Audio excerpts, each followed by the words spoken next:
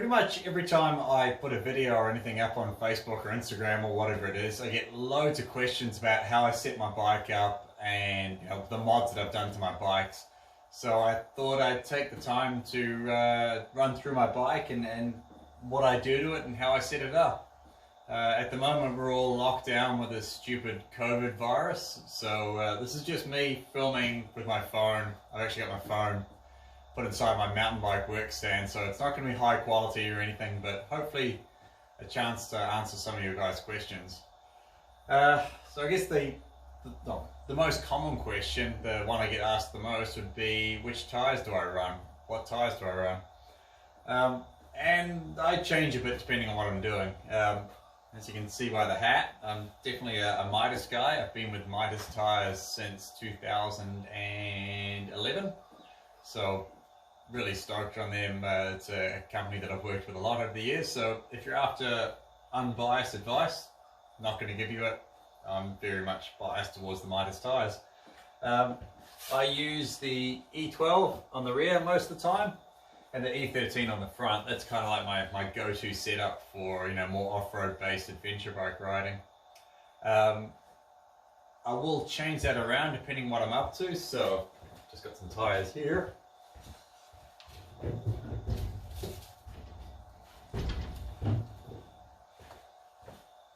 If I'm doing more sort of 50-50 sort of riding, I'll run the, that EO7 Plus. So that's the 150 on the stock rim, on the stock wheel. And if I'm going real hardcore, if I'm basically playing dirt bikes, I'll run, this is the one I've been running a lot of at the late, it's the Midas, MX SM TerraForce. So it's the medium soft TerraForce. It's 100% dirt tire, not road legal, too soft really, but makes phenomenal traction off-road. It's in no way designed for adventure bikes, but works really, really well when you're treating it like a dirt bike. Yeah, most of the time though, I'm running the E12 and the E13. So, put these guys away.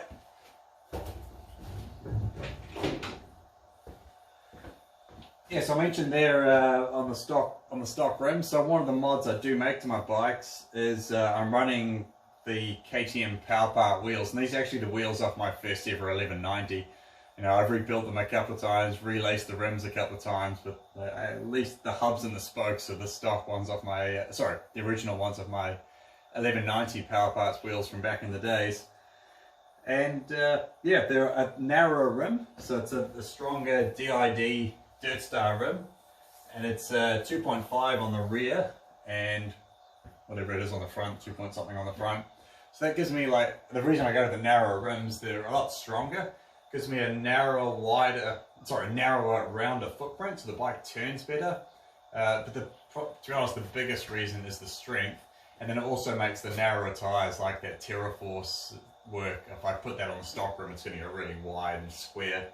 With the Power Part rims, the 2.5 rim, so we'll get a good profile shape, and I'm running those real off-road focused tires.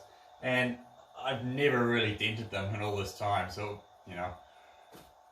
I think I replaced the rims 6 months ago, not even that long ago, and they were still straight after all the abuse that we gave them on the 1190. The only reason I replaced them is that I'd got so much water inside them over the years that the rims actually started to rot on the inside. So yeah, that's probably the number one question, is what tyres do I run? Tyre pressures, I'm changing it all the time, but generally somewhere between sort of early 20s and late 30s PSI, depending on the terrain. So if it's wet and muddy and slippery, like it often is around here, not too much rock, I'll be running the sort of low 20s. If I'm heading down the South Island, rocky terrain, faster terrain, I'll be running sort of high 30s, so anywhere in between depending on how difficult the terrain is or how worried I am about flat tyres.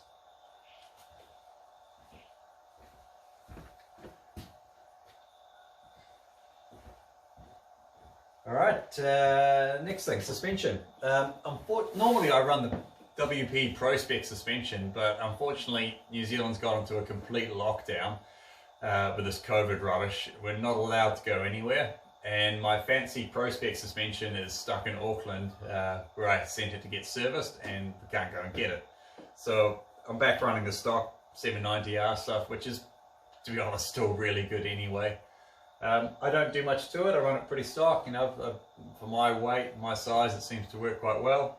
From the stock settings, I soften it off a bit. So with my more hard enduro background, I like the bike to be smooth, soft, compliant, kind of focusing more on traction than the real big hit stuff. So actually, you know, even if I'm really charging and riding hard, I do soften it off a bit from stock, probably closer to that comfort setting that would be in the owner's manual, somewhere around there. Right, what else we changed? Oh, I made my own brake pedal, my own brake tip. So I like to run my rear brake pedal quite high, like a real dirt bike setup, so above parallel with the rear, with the foot peg, and a little bit closer to me so I can ride more on the balls of my feet. So with XRC, we made these brake pedals that bring them a little bit higher and a little bit further back, and one day we'll get around to making some for purchase, I'm sure. One thing, the only modification I've done to the engine is I put heavier clutch springs in. You know, I basically treat this thing like a dirt bike, so I wanted to go to a heavier clutch spring for a bit more reliability in that clutch, and basically not have to ever worry about abusing the clutch. To lighten the clutch pull, so to keep it from being too heavy with those heavier springs, I'm running a Camel ADV longer arm in the middle setting. So that keeps the clutch feel, the lever feel pretty much the same as stock. And with that setup, I've never had any problems with the clutch. I'm still on the original clutch plates. What else do we do? Oh, luggage. So I'm running the Krieger OS system, the OS base, that's been specifically designed for the KTMs. Played around with it a bit with Krieger, doing a bit of testing with them, and it's great. It sits really solid, doesn't mess around at all. When I'm riding my bike, I can't even feel it's there. I can move around in it, no problem. I've got the smallest packs on at the moment, just for like little day trips and that sort of stuff. But then you can unclip them, strap the bigger ones on if I'm going away for a week or so, or traveling away with Monica. I can put the bigger ones on, have a bit more room, and yeah, really stoked on these. They're solid, don't move, keep the weight nice and low, waterproof, super durable. Yeah, can't really say too much about them. They just work. They do exactly what they're supposed to do. What else have I done? I've got the KTM Power Parts seat. So that gives me more like an enduro style seat. It's a bit higher. I'm a reasonably tall guy. It gives me a bit more room on the bike. Allows me to move around a bit easier in a more comfortable seated position. Really like that. I run a steering damper.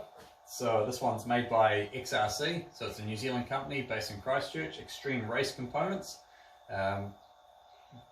Doesn't raise my handlebars. I like to keep my bars nice and low in that stock position. It's got a bit of flex in it, so anti-fatigue clamps. Takes a lot of the jar and the bumps out of the riding, so it kind of makes it a lot easier on my arms and my hands over a long day. The steering damper is very light, especially at low speed. You can barely feel it.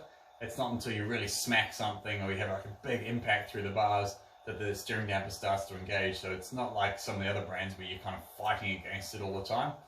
I don't like that feeling. I like to keep my front end nice and light. So with the XRC one, you know, it's pretty mellow. It doesn't really do much until you really need it to do. It doesn't interfere with the feel of the bike in any way. Sticking on that sort of same vibration, efficiency sort of thing, I've gone to the foam rally grips. So cut the stock rubber off the stock grips and glued the foam rally style grips on top of it. They're freaking awesome. I really recommend looking at those. I've got the KTM Power Parts folding mirrors. Not too exciting. Quad lock to mount the phone. My little Krieger bag up in here to mounts onto the back of the screen. Good place to keep your keys and your earplugs and that sort of stuff. Credit card. Yeah, that's pretty much it, really. I know it's not very exciting, but I don't actually do a heck of a lot to my bikes, you know. Sort out the wheels. Normally would run the Pro Spec suspension. Got my good Krieger luggage, steering damper, a few little mods for comfort and stuff, and that's basically it. I know that was not very exciting. I think people expect more. Oh, the one thing I have done, I'll show you in a separate video. I put the Cyclops turn signals on that give you a brake light and daytime running lights. So it's good to have that extra bit of visibility there. And yeah, again, not a huge change. But yeah, I know there's way more modified 790s out there, much more exciting 790s out there than my one, but this is my bike and I haven't really